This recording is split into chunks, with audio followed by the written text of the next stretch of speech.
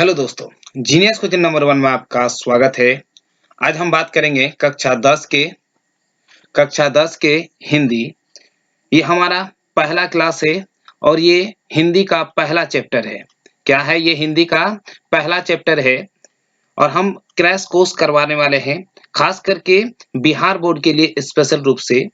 जो बच्चे बोर्ड के एग्जाम देते हैं उसके लिए जो वीवीआई क्वेश्चन है, जो लॉन्ग क्वेश्चन पूछे जाते हैं, वो सब क्वेश्चन आपके लिए लाए हैं। ये हमारा चैप्टर है ना?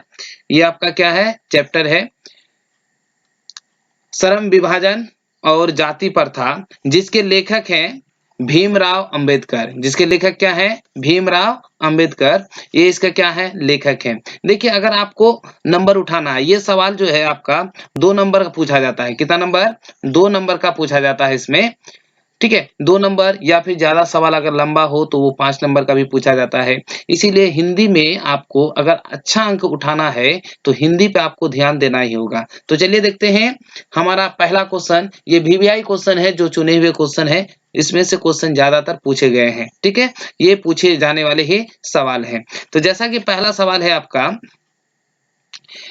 कि सच्चे लोकतंत्र की के लिए लेखक ने किन विशेषताओं को आवश्यक माना है। मतलब लेखक ने जो सच्चे लोकतंत्र है उसके लिए किन किन विशेषताओं को माना है, मतलब अच्छा माना है यानी आवश्यक माना है। इसका सही आंसर देखिए क्या है आपका कि लोकतंत्र मूलतः सामूहिक जीवन चर्या की स्थिति तथा समाज के सम्मिलित अनुभव के आदान प्रदान का नाम है। सच्चे लोकतंत्र की स्थापना के लिए समरसत्ता, भ्रातृत्व एवं स्वतंत्रता आवश्यक है। मतलब यदि आपको सच्चा लोकतंत्र चाहिए तो आपके पास क्या होना चाहिए? स्वतंत्रता होना चाहिए, है ना? या फिर क्या होना चाहिए? भ्रातृत्व होना चाहिए। मतलब आपके क्या होना चाहिए? आपके हर तरह का सोच होना चाहिए, आजादी होना चाहिए, ये बताने का प्रयास कर रहा है। ठीक है, इस तरह से आप क्या कर सकते हैं अपने, अगर आपको इसका क्वेश्चन आंसर लिखना है तो आप अपना क्या कर सकते हैं? वीडियो चलाकर इसको लिख सकते हैं। इस तरह से आसानी से एकदम शॉर्ट में आप क्वेश्चन आंसर इसका लिख सकते हैं। तो देखते हैं इसका सवाल नंबर कितना? 2 नंबर। देखिए 2 नंबर में क्या है? जाति प्रथा को स्वाभाविक विभाजन क्यों नहीं माना जा सकता? ये लेखक का कहना है ना? अथवा जाति भारतीय समाज में स्वाभाविक रूप क्यों नहीं कही जा सकती? ठीक है, लेखक कहता है कि जाति प्रथा को स्वाभाविक विभाजन क्यों नहीं माना जा सकता, है ना?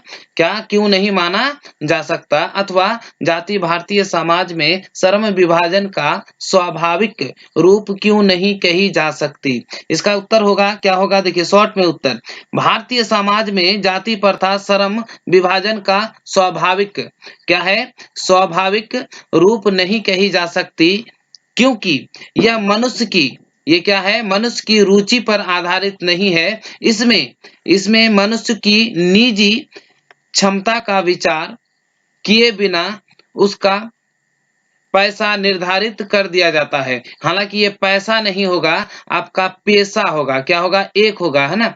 पेशा निर्धारित कर दिया जाता है। ठीक है, यहाँ पे टाइपिंग करने में मिस्टेक हुआ होगा। यहाँ पे क्या है? आपका पेशा निर्धारित कर दिया जाता है। तो इस तरह से आप क्या कर सकते हैं? आसानी से सवाल को हल कर सकते हैं। ठीक है, अगर आप 1 से 2 बार वीडियो देख लेते हैं तो हमें उम्मीद है आपको अच्छी तरह से समझ में आ जाएगा। अब देखते हैं सवाल नंबर 3। देखिए सवाल नंबर 3 में क्या कहता है कि आपका अंबेडकर के अनुसार, किसके अनुसार? अंबेडकर, वही अंबेडकर जिन्होंने हमारे भारत के संविधान को क्या किया? लिखा है ना? जिसे क्या कहा जाता है? जिसे जो है ना, एक अगर नहीं होते तो अंबेडकर अगर नहीं होते तो आज जो हम लोग स्वतंत्र घूम रहे हैं, हमारे पास जो संविधान है वो तो शायद नहीं हो पाता। यानी वो अगर भारत में देखा जाए तो ये जो कानून है उन्होंने बनाने में उसकी बहुत अच्छी खासी मदद है ना? तो यहाँ पे बता रहा है कि जाति प्रथा के पोषक उसके पक्ष में क्या तर्क देते हैं। भीमराव के अनुसार जाति प्रथा के जो पोषक है वो क्या तर्क देते हैं। देखिए यहाँ पे थोड़ा सा मिस्टेक हो गया, यहाँ पे पोषक होगा, ये वाला पोषक यहाँ पे होगा, है ना? ये वाला पोषक यहाँ पे होगा, यहाँ पे होगा। ये आपका क्या हो जाएगा? पोषक हो जाएगा। क्या हो जाएगा? पोषक, है ना, क्या हो जाएगा पोषक। ठीक है, जातिवाद के पक्ष में, किसके, जातिवाद के पक्ष में इसके पोषक का तर्क है, किसका, ये वाला पोषक होगा, ये वाला पोषक आपका होगा, है ना। पोषक का तर्क है कि आधुनिक सभ्य समाज कार्य कुशलता के लिए श्रम विभाजन आवश्यक मानता है, और चूंकि जाति प्रथा भी श्रम विभाजन का ही दूसरा रूप है, इसलिए इसमें कोई बुराई नहीं है। बोलता है कि उसका कहने का मतलब जाति प्रथा भी जो है इसका क्या है, दूसरा रूप है, इसलिए इसमें कोई बुराई नहीं है ना, इसलिए इसमें कोई बुराई नहीं है। ठीक है, इसलिए इसमें क्या है, कोई बुराई नहीं है, ये बताने का प्रयास कर रहा है। ठीक है, ये पोषक तत्व मतलब ये समझिए कि जो जाति को इस तरह से ठहराता है, मतलब जिसे लोग बांटने का कार्य करता है, वो व्यक्ति कहते हैं किसको, अम्बेडकर जी को, कि आपको क्या करना है, कि अम्बेडकर को ये कहते हैं कि ये जो कुशलता है ना, कुशलता के लिए श्रम विभाजन को आवश्यक इसलिए मानता है क्योंकि ये उसके अनुसार है, इसीलिए, है ना, ये बताने का वो प्रयास कर रहा है। अगला क्वेश्चन है, देखिए क्वेश्चन आपका क्या है, क्वेश्चन है कि जाति, क्या है आपका सवाल नंबर 4 में, कि जाति के पक्ष में दिए गए तर्कों पर लेखक की प्रमुख आपत्तियां क्या है, इसका सही उत्तर होगा, क्या होगा, देखिए सही से, इसके आपत्तियां निम्नलिखित हैं, है ना, आप निम्नलिखित दे सकते हैं या इस प्रकार डायरेक्ट लिख सकते हैं। देखिए नंबर 1 आपत्तियां क्या है, कि जाति प्रथा श्रम विभाजन के साथ साथ, किसका, जाति प्रथा श्रम विभाजन के साथ साथ श्रमिक विभाजन का भी रूप लिए हुए हैं। बोलता है ये श्रम विभाजन है ही, लेकिन श्रमिक विभाजन के रूप भी लिए हुए हैं। देखो श्रम मतलब क्या होता है, मजदूर, है ना, श्रमिक मतलब क्या, मजदूरी करने वाला, है ना, वो उसमें भी क्या जैसे नहीं होता है कि आपको ये काम करना है, अगर आप इस जाति के हैं तो आप इसका काम कर सकते हैं, अगर उस जाति के हैं तो आप उस तरह से काम कर सकते हैं। ये जो लोग पहले से लेवल लगा देते हैं, इससे उससे दिक्कत है ना।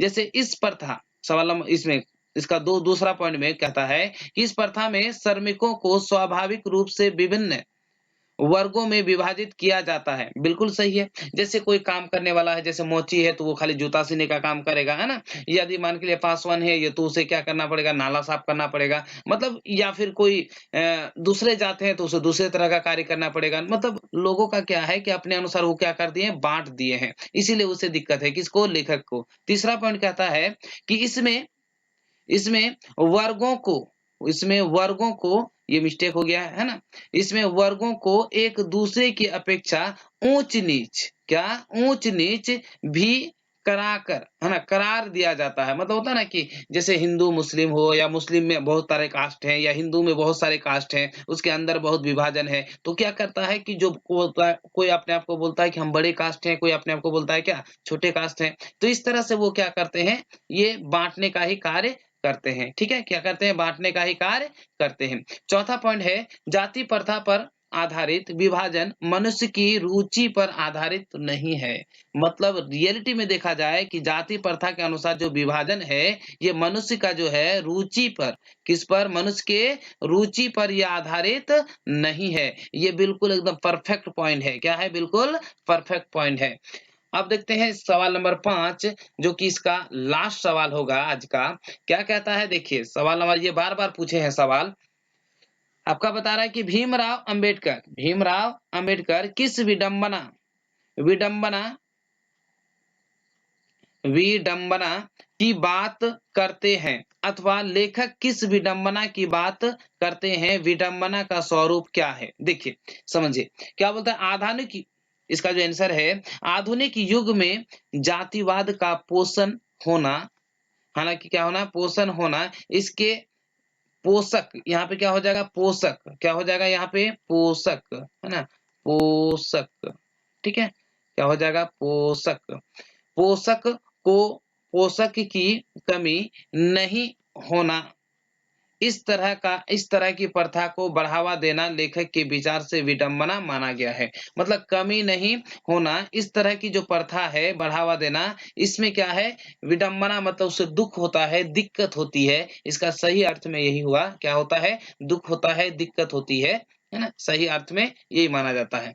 चलिए यहाँ पे जो महत्वपूर्ण क्वेश्चन था, जो कक्षा 10 के अध्याय 1 का, है ना? अध्याय 1 का जो महत्वपूर्ण क्वेश्चन था, ये मैंने पूरा करवा दिया। यदि आपको हमारा वीडियो पसंद आए तो लाइक करें और ज़्यादा से ज़्यादा लोगों तक शेयर करें। हाँ, अगर आप हमारे चैनल में नए हैं तो सब्सक्राइब करना ना भूलें और बगल में जो बेल आइकन उसे ज़रूर दबाएँ, ताकि जब भी हम वीडियो बनाएँ सबसे पहले नोटिफ़िकेशन आप तक ज़रूर पहुँचे। तो चलिए आज यहीं पे अपना वीडियो करते हैं समाप्त। जय हिंद।